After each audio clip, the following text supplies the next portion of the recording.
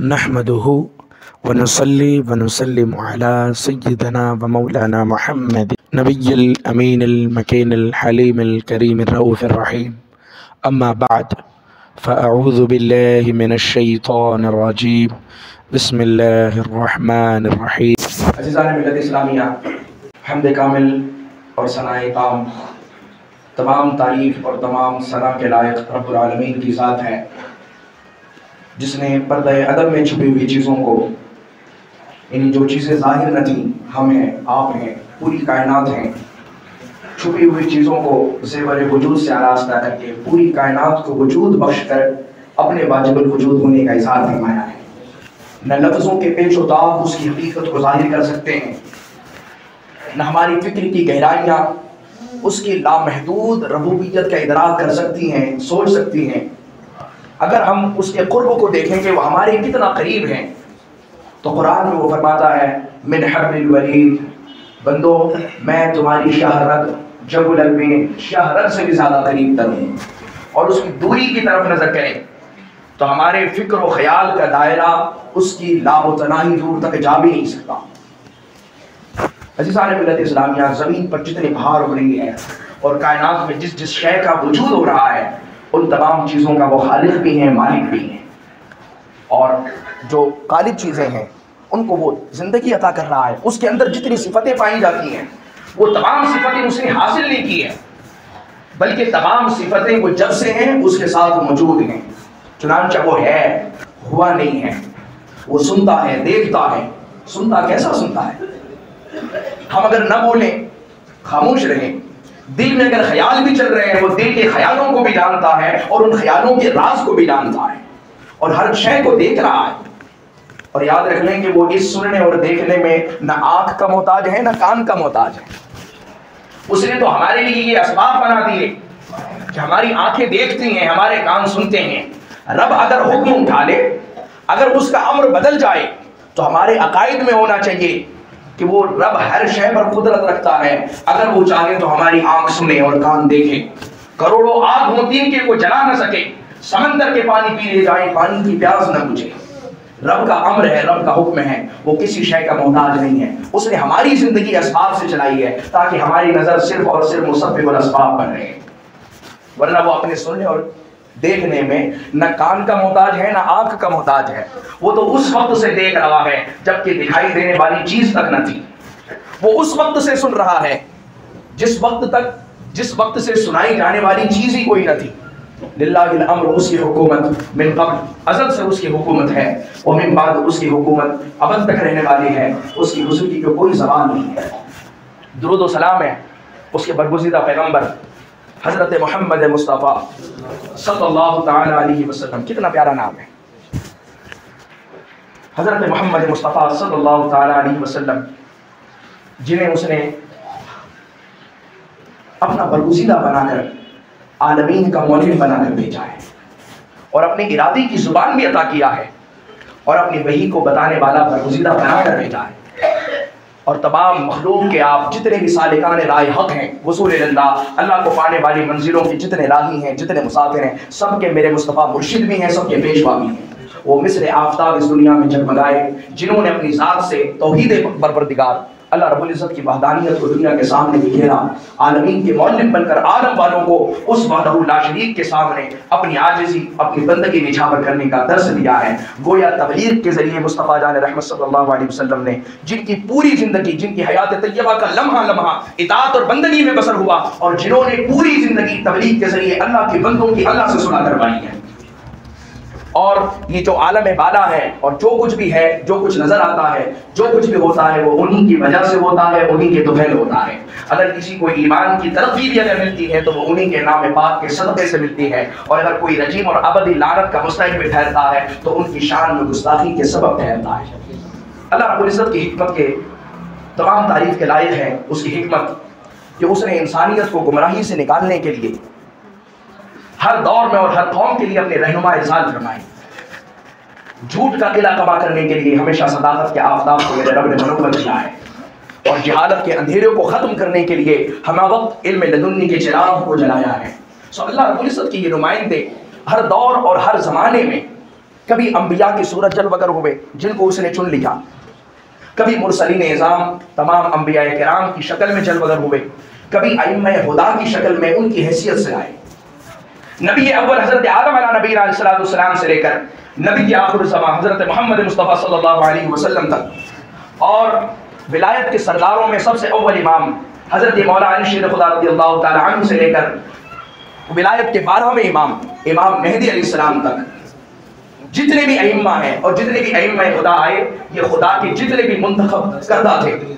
عزیزان ملت اسلامیہ، اور وہ خانوادہ جس کا دامن تھامنے کا حکم رب کائنات نے اپنی لالائے کتاب قرآن مجید میں دیا ہے، وہ خانوادہ محمد ہے اور آل محمد ہے صلی اللہ تعالیٰ علیہ وسلم۔ یہی وہ خانوادہ ہے جس کا ہر فرد ایک فرد صدق الہی کا مظہر ہے۔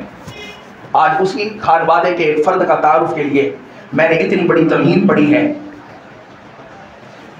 وہ فرد جسے دنیا کی تاریخ صادق امام اس کے نام سے زیادہ اس کے لقب سے یاد کرتی ہے، میری مراد امام جعفر صادق رضی اللہ تعالیٰ عنہ کے ساتھ ہے۔ مجھ جیسا کم مایہ اور بے بساط بندہ ان کی تعارف ایسے مینارہ صداقت کا کیسے تعارف ادا کر سکتا ہے؟ زندگی بھر ہم دعویٰ نہیں کر سکتے، لیکن اہل سنت سے نسبت ہونے کے تعلق سے میں اپنی ترجمانی میں آپ کو بھی ملا کر کہتا ہوں کہ ہمیں اہل سنت کا دامن وابستہ ہے اور عشق کا کمند ہمارے دامن میں آیا ہے۔ ہم بڑوں کی شانیں اس لیے بیان کرتے ہیں کہ کہیں شفاعت کا زمرے میں ہم بھی شامل ہو جائیں، بس نسبتیں تو یہی ہوتی ہیں۔ عزیزان ملت اسلامیہ، 17 ربیع الاول ہے، شب جمعہ ہے، صبح صادق کا وقت ہے۔ مدینہ منورہ جیسی پاک سرزمین پر حضرت امام باقر کے سرگوش دامن میں اور حضرت ام فروا بنت قاسم بن محمد بن ابو بکر رضی اللہ تعالی عنہ کے آغوش محبت میں ایک ایسا سورج کی شعاع بلند ہوئی کہ جس کی شعاع آج بھی جہالت کے اندھیرے کو ختم کر رہی ہے۔ علم کا ایسا چراغ روشن ہوا جو آج بھی جہالت کے تمناؤں کو دو لخت کر رہا ہے۔ وہ بچہ جس کا نام امام باقر نے، امام باپ بھی امام تھا، دادا بھی امام تھا، مل کر جعفر نام تجویز کیا۔ اہل دنیا نے آپ کو فائد بھی کہا، آپ کو طاہر بھی کہا، آپ کو طیب بھی کہا، آپ کو مصدق بھی کہا، لیکن اہل بیت کے اس چھٹے امام کے ساتھ جو لقب صادق لگا ہے، حاسد چاہے بھی تو نہیں نکال سکتے۔ امام جعفر صادق اس طرح لگ چکا ہے کیونکہ اگر آپ کے نام سے صادق کو ہٹا لیا جائے تو آپ کو کوئی فرق نہیں آئے گا، لیکن لفظ صادق اپنی حیثیت کو دے گا۔ نسبت نام سے ہوتی ہے اور یہ راز و نیاز کی باتیں ہوتی ہیں۔ اسی لیے امام جعفر صادق رضی اللہ تعالیٰ عنہ فرماتے ہیں کہ تمہارے راز تمہارے خون کی طرح ہے اور یہ تمہارے رگوں میں ہی دوڑنا چاہیے۔ آج جو دنیا میں فساد بفا ہے، ہر کوئی اپنے راز دوسروں کو بتا دیتا ہے اپنا سمجھ کر، جبکہ امام جعفر صادق کا فرمان ہے تمہارے راز تمہارے خون ہے اور خون کو تمہارے رگوں میں ہی دوڑنا چاہیے۔ آج سے 1450 سال قبل، چونکہ 83 ہجری میں آپ کی ولادت ہوئی، آپ نے اس وقت فرمایا تھا کہ خون صرف چلتا نہیں ہے بلکہ جسم میں دوڑتا ہے۔ آپ نے جو مدرسہ قائم کیا تھا، کتابوں میں آتا ہے آپ کا مدرسہ ایسا بے نظیر مدرسہ تھا کہ جس میں بڑے بڑے علماء فقہاء سے لے کر بڑے بڑے منطقی اور فلاسفر جیسی بھی آیا کرتے اور اکتساب فیض حاصل کیا ہے۔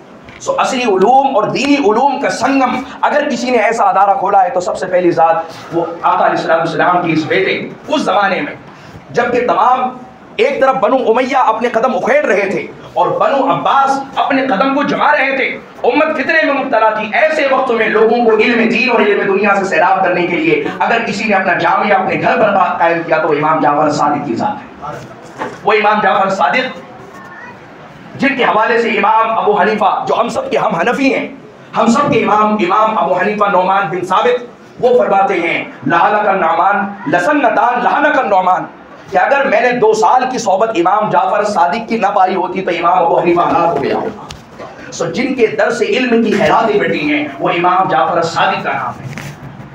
آج کمال کی بات ہے، جس نے آج پولیوشن آلودگی سے پوری دنیا جھونج رہی ہے۔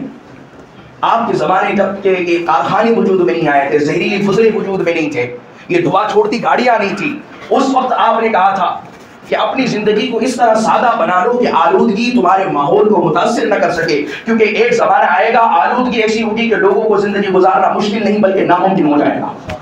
آج اعداد و شمار پوری دنیا کے دیکھ لیں، ہمارے خاص ملک انڈیا کے دیکھ لیں تو آلودگی کی وجہ سے کتنے لوگ مر رہے ہیں۔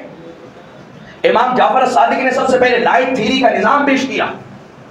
امام جعفر صادق ایٹ اے ٹائم کئی علوم پر آپ کو دسترس حاصل تھی. تاریخ کا سب سے مشہور امام امام جلیل طبری، جن کے نام سے پوری دنیا اسلام جن عالی دماغ والوں پر ناز کرتی ہیں، وہ سب کے سب فراغ راست امام جعفر صادق کے شاگرد ہیں. آج انہی کی یاد میں ہم کنڈے کی نیاز کرتے ہیں. اتنا بڑا عالم اور ان کی یاد میں کرنے والے جہالت کا اس قدر بصیرہ ہو چکا ہے کہ ہم سوچتے ہیں کہ جہاں پر فاتحہ دی جائے بس وہیں کھانا چاہیے. یہ جہالت ہے. پھر بولتے ہیں کہ بھئی کنڈے کا کھانے میں جو ہاتھ دھوتے ہیں اس کو کہیں ناپاکی میں نہیں پھینکنا چاہیے. جب تک ختم نہ ہو جائے، جب تک گھر کا کھانا نہیں ہونا چاہیے. علم کا اتنا بڑا امام اور ان کی یاد میں بسانے والے اتنی جہالت میں وسیع ہوں، یہ کیسے ممکن ہو سکتا ہے؟ عزیزان ملت اسلامیہ، جہالت کا خاتمہ امام جعفر صادق نے کیا ہے. ہم ان کی یاد میں فاتحہ کریں، نیاز کریں، ہر چیز کریں، چونکہ بزرگوں کی یاد منانا یہ انبیاء کی سنت ہے. اور قرآن میں خود آیا وَاذْكُرْ فِي الْكِتَابِ مریم، اور مریم کو یاد کرو، فلاں کو یاد کرو، فلاں کو یاد کرو. تو یاد کسی بھی نسبت ہو سکتی ہے. لوگوں یاد اپنی زندگی میں سیرت الرسول کو اور حضور کے اعمال اور حضور کے اخلاق نبوت والے اعمال کو اپنا کر اپنی زندگیوں میں ان کی محبت کا اعلان کرو اور اپنی زندگیوں سے جہالت کا خاتمہ کرو. جو شخص اتنی علم کی خیرات بانٹ گیا، جو شخص دنیا کو امام اعظم ابو حنیفہ دے گیا، میں تو بس ایک ہی لفظ پر اپنی بات ختم کر دوں، دنیا فقہ کا سب سے بڑا امام اعظم ابو حنیفہ کو جو شخص دے گیا، اس شخص کا نام امام جعفر صادق ہے. کتنا ضروری ہے کہ ہم علم کے خیرات آج پھر پوری دنیا میں بڑھ جائیں اور لوگ علم کو اپنا مہارت پکڑ لیں، علم کو قلعہ کو مضبوطی سے تھام لیں، تو انشاءاللہ دنیا بھی اور آخرت بھی ہمارا مقدر ثابت ہے. اللہ پاک تمام برائیوں اور جہالتوں کو دور فرمائے اور علم کے خیرات تمام اہل اسلام، اہل عالم اسلام کو عطا فرمائے. زلزلوں سے، تباہیوں سے امت مسلمہ کو محفوظ عطا فرمائے. وما علینا الا البلاغ. الحمد نور یعنی اس چینل کو ضرور سبسکرائب کریں، لائک کرنا نہ بھولیں، اپنے کلیگز میں، رشتہ داروں، احبابوں میں اس کو دور دور تک پھیلائیں اور بقیہ ویڈیوز بھی دیکھیں. انشاءاللہ اللہ کی ذات سے امید ہے آپ کا ایمان اور یقین مضبوط ہوگا.